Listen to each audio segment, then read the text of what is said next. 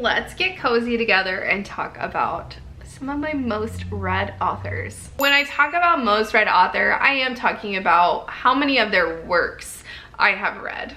Not necessarily how many times I have read their works, because I am a rereader. This is not including rereads. For example, Ruby Dixon is my #1 most read author. I have read 28 of her works. I've probably reread like 6 or 7 of Ruby Dixon's books.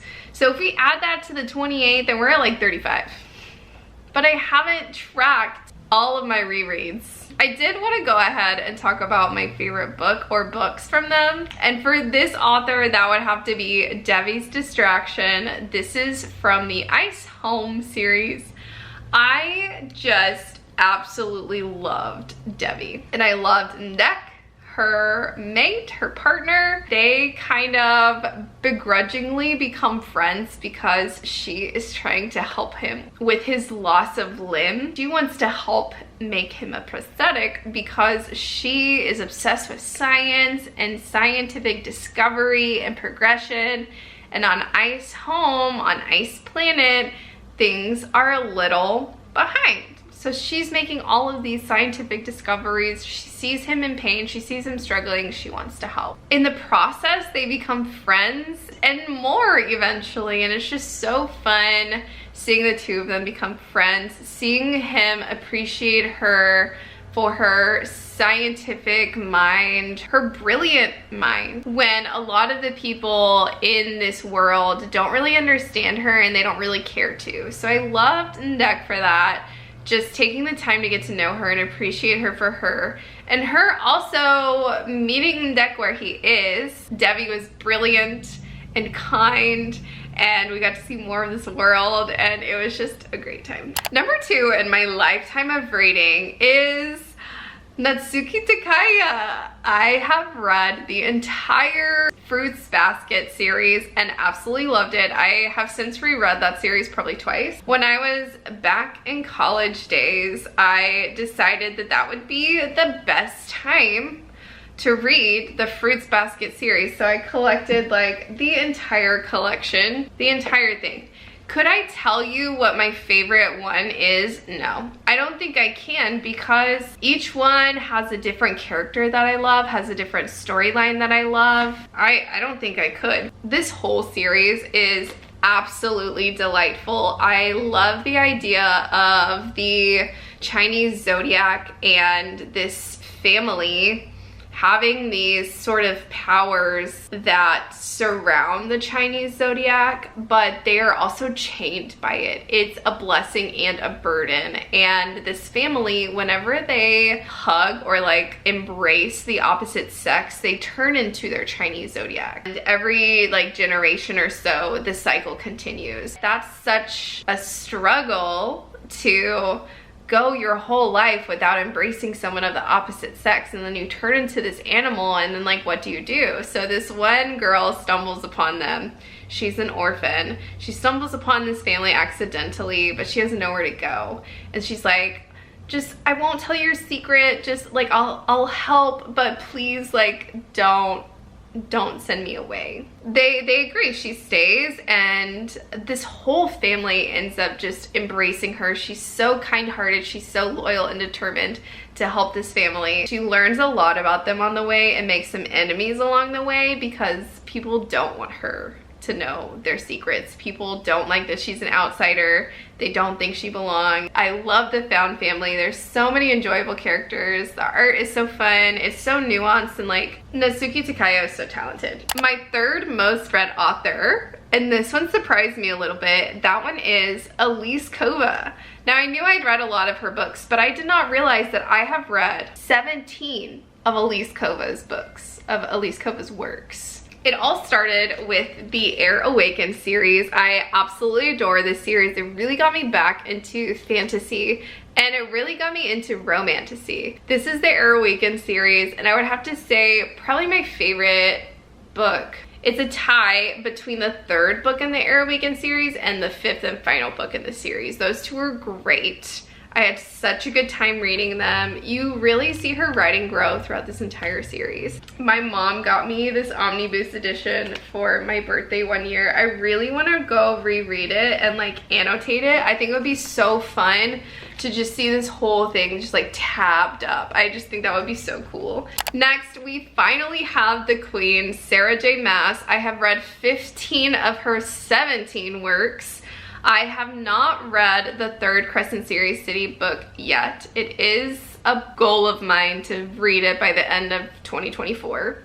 And I also haven't read her Catwoman Soul Stealer book. I'm on the fence about it. I can't decide if I want to. I'm very neutral when it comes to like Marvel and DC. If you counted rereads though, she's probably my #1 author, maybe #2. I have reread the Throne of Glass series all the way through twice. I've read the ACOTAR series probably 3 times. I've read House of Earth and Blood at least 3 times. Because the first day that came out, I read the book and then I slept and then I read it again the next day because I loved it so much. I would say my favorite book from Sarah J Maas is Heir of Fire and Empire of Storms. These 2 books, I haven't like very minimal words to explain just how much I loved them. This was a huge turning point in the Throne of Glass series for me. I know some people either hate this book or love this book. I love this book. Dark period that Selena is going through and seeing her overcome that and what she goes through to get there. And this also sets the series on a new trajectory. It like takes the series on a whole 180. And then Empire of Storms just brought so many pieces of the story together, so many characters together, so many things start clicking. She likes to do a lot of things behind the scenes, and finally a lot of things got revealed and it was just mind-blowing. I just love these 2. These 2 are my favorites. If you're a Sarah J Maas girly, I would love to know your favorite Sarah J Maas book. Aww, next we have Uncle Rick. We have Rick Riordan coming in as my 5th most read author at 12 books. I have read the 6 of the Percy Jackson books, although the 7th just got published, so I need to read that one to get up to date. I've read all 5 of the Heroes of Olympus series, and I've also read one of his King Chronicles books. He's probably up even higher if you include rereads. My 2 favorite of his are gonna be The Lightning Thief because that's what started it all, but I love The Battle of the Labyrinth, the 4th book in the Percy Jackson series. This book lives rent-free in my brain. I just had so much fun reading both of these books. This one for starting off this universe and the humor and just like for Percy. I love Percy. He's brought so much joy into my life. And then this one just for the story and the adventure and all that they go through in this book together. I love Uncle Rick's writing. My 6th most read author is coming in at 10 books, and that is Ali Carter. Ali Carter is originally known for the Gallagher Girl series, and that one has 6 main books and 2 novellas. I have read one of those novellas, so I've read 7 books from the Gallagher Girl series.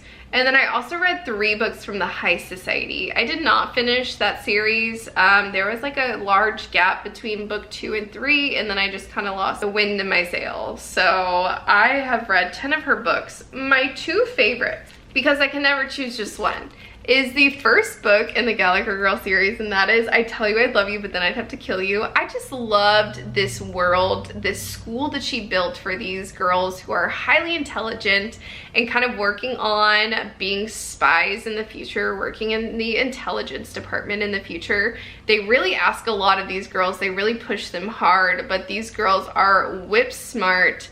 They are strong. I loved that. And I just loved this book for the world that it developed. Ali Carter also loved to dabble with the romance. I thought there was a really great balance between the girls in their spy world and the romance. I felt like it was very half and half. It was a very good balance. Not one overtook the other. And for that, I just really appreciated that. But then there's also the final book in this series, and I thought she just wrapped it up so well. In the 5th book in this series, a lot of stuff happens and you're like, whoa, this took a turn, and this one really wraps that up nicely. This one surprised me. Coming in at number 7, also having read 10 of her books, is Louise Rennison. Guys, I almost forgot about her, but she wrote Confessions of Georgia Nicholson series, and that is a 10-book series, and I read every single one of them when I was in middle school and high school. I ate that series up. Now, I do not have that series here with me in Austin. I think I put it in storage. I can't remember, but they're not here with me now. Actually, you know what? They might be over here. Here they are. I was wondering where I had put them.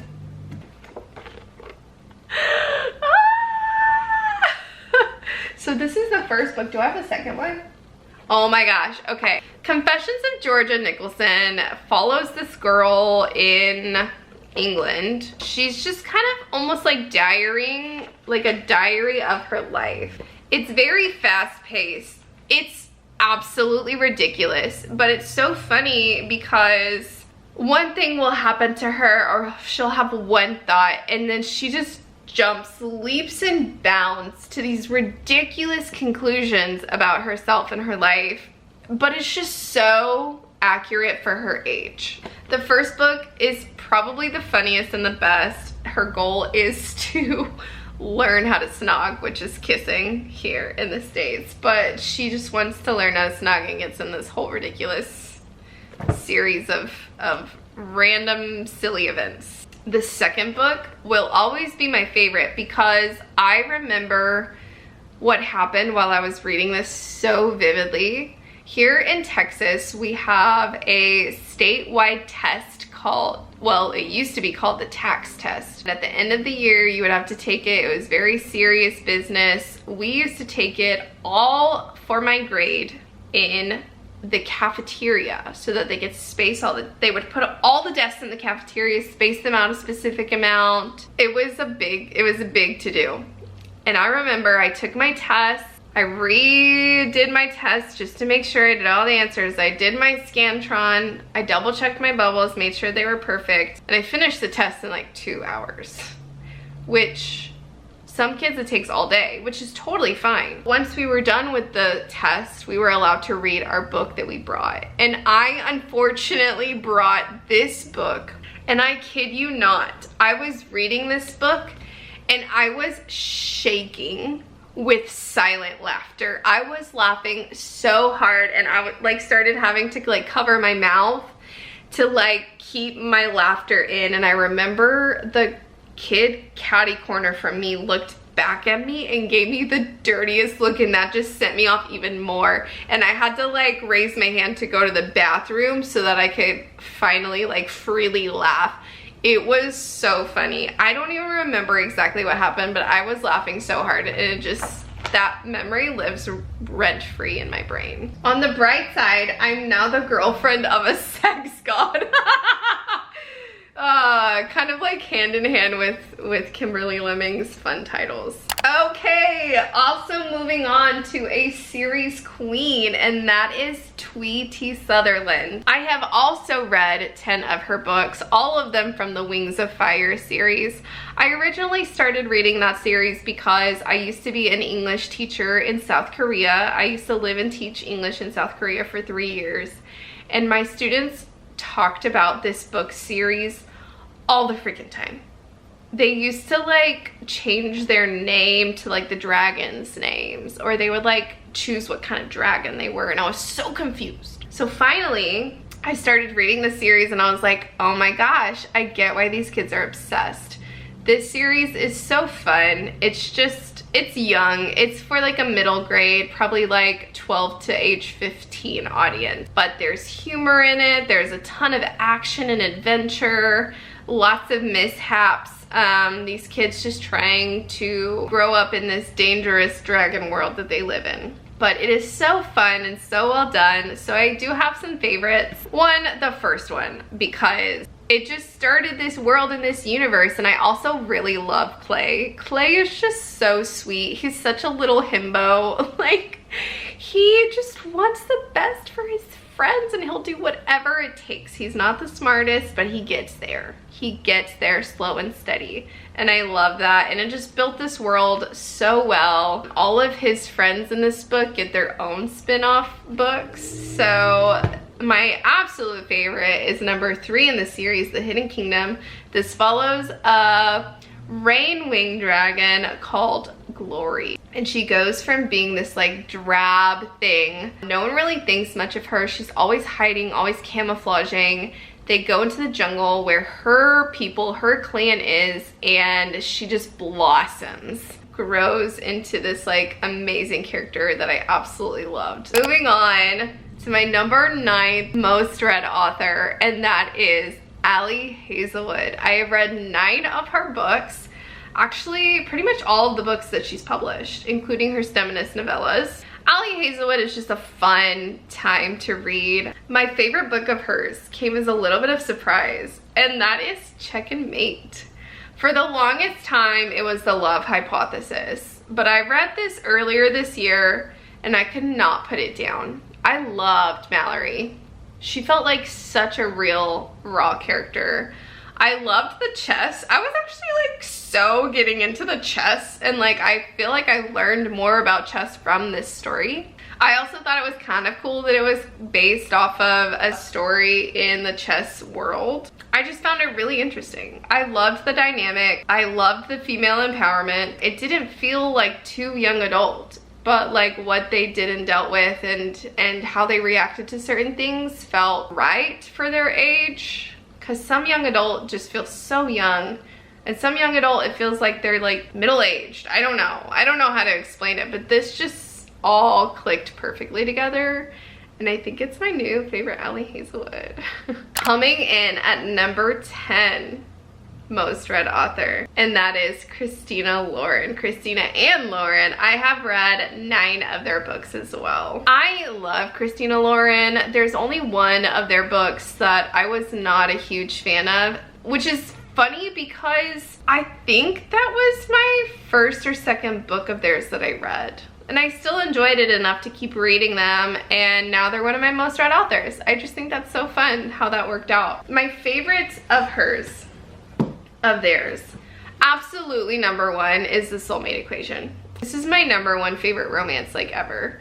I love the Grumpy Sunshine, the single mom romance. I love the little kind of like nerdy DNA scientific side of things. I have read and reread this book, and it's so tapped up. There is this little section right here actually that I just had to stop putting tabs because I like was literally highlighting and annotating like everything. So good, I love it. Thank you so much for joining me. I hope you enjoyed this kind of walk down memory lane talking about all the authors that I have obviously loved, obviously would recommend, because I've read so many of their things, and a lot of them more than once. Like a lot of these books I have reread. I hope that you can maybe find a new author for you. If you made it this far, thanks so much. If you are willing, leave me a book stack emoji in the comments. If you made it this far also and you're not subscribed, you should subscribe, join the fam, and consider giving this video a like. I'll see you in my next one, everyone. Happy reading.